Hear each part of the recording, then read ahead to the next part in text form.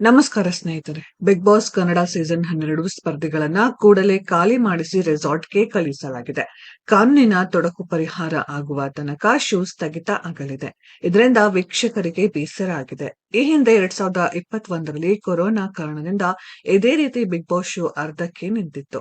ಮಾಲಿನ್ಯ ನಿಯಂತ್ರಣ ಮಂಡಳಿಯಿಂದ ಸೂಕ್ತ ಅನುಮತಿ ಪಡೆಯದ ಕಾರಣದಿಂದ Bigg boss Kannada season 12 show ಸ್ಥಗಿತಗೊಂಡಿದೆ. ಕೆಲವೇ ದಿನಗಳ ಹಿಂದೆ ಆರಂಭ ಆಗಿದ್ದ ಈ ಕಾರ್ಯಕ್ರಮಕ್ಕೆ ಕಾನೂನಿನ ತೊಡಕು ಉಂಟಾಗಿದೆ.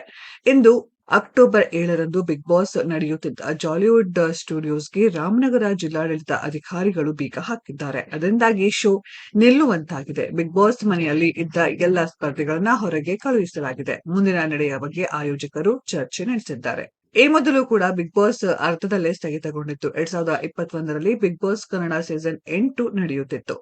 70 ದಿನಗಳ ಕಾಲ ಎಲ್ಲವೂ ಚೆನ್ನಾಗಿಯೇ ನಡೆದುಕೊಂಡು ಬಂದಿತ್ತು. ಆದರೆ ಆ ಸಂದರ್ಭದಲ್ಲಿ ಕೊರೋನಾ ವೈರಸ್ ಹೆಚ್ಚಾಯಿತು.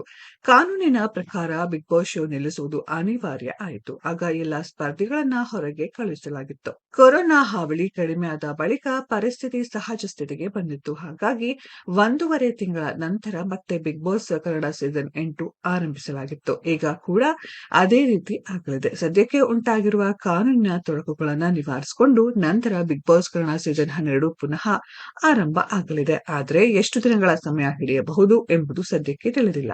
ಕಾಕ್ರೋಚ್ ಸುದ್ದಿ ಮಲ್ಲಮ್ಮ, ಅಶ್ವಿನಿ ಗೌಡ, ಮಾಳು ನಿಪುಣಾಳ, ಗಿಲ್ಲಿ ನಟ ಕಾವ್ಯ ಶೈವ, ಅಶ್ವಿನಿ, ಮಂಜು ಭಾಷಿಣಿ, ಅಭಿಷೇಕ್, ಸತೀಶ್ ಚಂದ್ರಪ್ರಭಾ, ರಕ್ಷಿತಾ ಶೆಟ್ಟಿ, ರಾಶಿಕಾ, ಧ್ರುವಂತ್ ಮುಂತಾದವರು ಬಿಗ್ ಬಾಸ್ ಸ್ಪರ್ಧಿಗಳಾಗಿದ್ದರು. ಅವರೆಲ್ಲರನ್ನ ಈಗ ಮನೆಯಿಂದ ಹೊರಗೆ ಕಳುಹಿಸಲಾಗಿದೆ.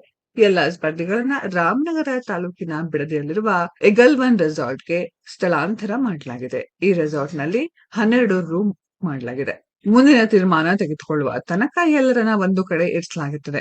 ಬಿಗ್ ಬಾಸ್ ಆಯೋಜಕರು ಕೋರ್ಟ್ ಮೊರೆ ಹೋಗುವ ಸಾಧ್ಯತೆ ಹೆಚ್ಚಿದೆ. ನ್ಯಾಯಾಲಯ ನೀಡುವ ಆದೇಶದ ಮೇಲೆ ಬಿಗ್ ಬಾಸ್ ಮುಂದಿನ ಭವಿಷ್ಯ ನಿರ್ಧಾರ ಆಗಲಿದೆ. ಸದ್ಯಕ್ಕೆ ಬಿಗ್ ಬಾಸ್ ಮನೆ ಖಾಲಿ ಆಗಿದೆ. ಕೆಲವೇ ಗಂಟೆಗಳ ಹಿಂದೆ ಕಲರ್ಫುಲ್ ಬೆಳಕಿನಿಂದ ಜಗಮಗಿಸುತ್ತಿದ್ದ ದೊಡ್ಡ ಮನೆಯಲ್ಲಿ ಈಗ ಕತ್ತಲು ಆವರಿಸಿದೆ. ಸ್ನೇಹಿತರೆ, ಇದರ ಬಗ್ಗೆ ನಿಮ್ಮ ಅನಿಸಿಕೆಯನ್ನ ಕಾಮೆಂಟ್ ಬಾಕ್ಸ್ ಅಲ್ಲಿ ಕಾಮೆಂಟ್ ಮಾಡಿ. ಈ ವಿಡಿಯೋ ಇಷ್ಟ ಆಗಿದ್ರೆ ಲೈಕ್ ಮಾಡಿ, ಶೇರ್ ಮಾಡಿ, ಚಾನೆಲ್ ನ ಸಬ್ಸ್ಕ್ರೈಬ್ ಮಾಡಿ, ಪಕ್ಕದಲ್ಲಿ ಇರೋ ಬೆಲ್ ಐಕಾನ್ ನ ಹಿಟ್ ಮಾಡಿ. ಮುಂದಿನ ವಿಡಿಯೋದಲ್ಲಿ ಭೇಟಿಯಾಗೋಣ. ಧನ್ಯವಾದಗಳು.